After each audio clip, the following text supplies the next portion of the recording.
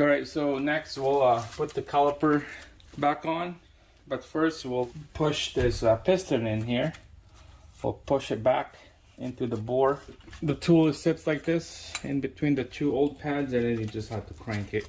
All right, so just keep spinning this caliper spreader here till the piston is bored in back to the caliper housing. So it looks like it's good. It's all bottom out. So we'll take out these old pads, and that's what we want. Flush into the bore of the caliper. We put this retainers, brand new retainers. It just goes on those two holes right there, on those two pads. Just like that. Lube them up. And let's install it in. Alright, so we'll put this bolt back in here. This side is almost done. We're gonna just tighten this bolt up. Just nice and snug.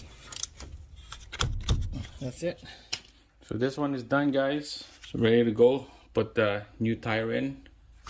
You just need to pump the brake right after. And this will stiffen up. Double check your bolts and two big ones in the back. Double check, make sure it's tight. Do same thing on the other side now. Same procedure. Quick video on the front.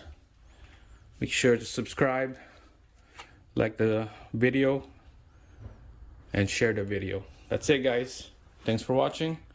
Next video, I'm gonna do the one on the back right there.